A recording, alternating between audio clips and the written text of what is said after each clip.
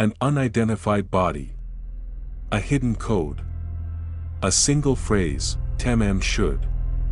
Welcome to one of the most haunting unsolved cases in modern history, a story that begins with a man found dead on a beach in Australia, and only gets stranger from there. For over 7 decades, the identity of the so-called Somerton Man remained unknown.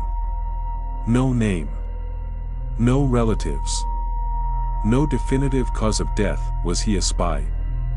A jilted lover? Or simply a man who chose to disappear? Today, we revisit the mystery that has baffled investigators, historians, and internet sleuths for over 70 years. The strange case of the Somerton Man. It was the morning of December 1, 1948.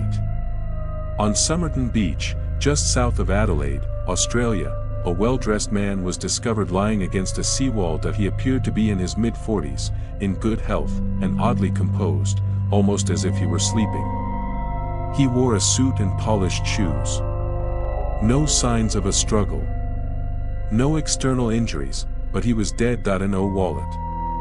No identification. All the labels from his clothes had been removed. Despite a national campaign to identify him, no one came forward.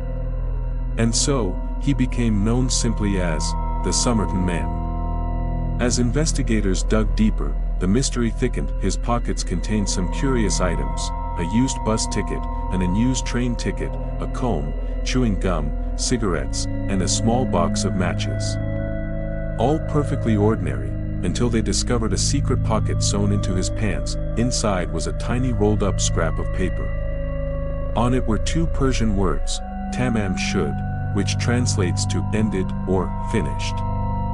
This phrase came from the final page of a book of Persian poetry, the Rubaiyat of Omar Khayyam. But where was the book? Incredibly, a man came forward weeks later claiming he found a copy of the Rubaiyat tossed into the back seat of his car, coincidentally parked near Somerton Beach. In that book's final page, the words tamam should have been torn out, exactly matching the scrap found on the body.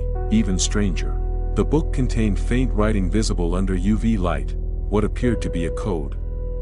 5 lines of letters, arranged in a strange pattern. No one has ever definitively cracked it. Also scribbled in the book, a phone number.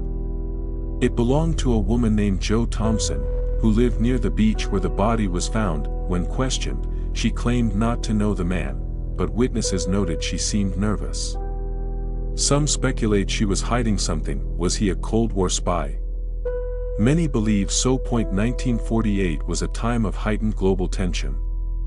The unusual clues, removed labels, hidden messages, it all had the hallmarks of espionage.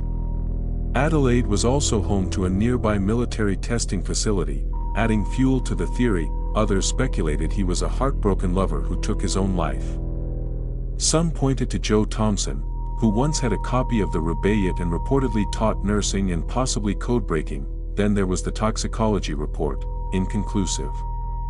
No obvious poisons were found, but experts admitted some fast-acting toxins could have gone undetected at the time. Even his anatomy sparked questions. His calves and hands suggested he may have been a ballet dancer or gymnast. Every detail raised more questions than answers. Not long after the body was found, a suitcase was discovered at a nearby train station, believed to belong to the Somerton Man. Inside, neatly folded clothes, a stenciling brush, and thread that matched repairs on the man's suit. But again, all labels had been removed. One tag remained, the name T. Keane, but no missing person by that name was ever linked to the case. Years passed. The body was buried in an unmarked grave. But the questions never faded. In 2022, after decades of speculation, modern forensic science brought a breakthrough. Using hair samples preserved from the body, genetic genealogists reconstructed a partial DNA profile. They linked it to an Australian man named Carl Webb, born in 1905. Carl was an electrical engineer and instrument maker, not a spy, not a criminal, and never officially declared missing. His life was largely unremarkable. But how he died, and why he ended up on that beach, remains unclear. The mystery of his identity was solved. But the mystery of his death lingers. The case of the Somerton Man is proof that even in an age of surveillance, science, and digital records, some mysteries can remain just out of reach. A man with no name. A message with no translation. A death with no cause, and yet, after all these years, his story reminds us of how much we still don't know, and how far we'll go to uncover the truth. Thank you for watching. Sleep well. If you can.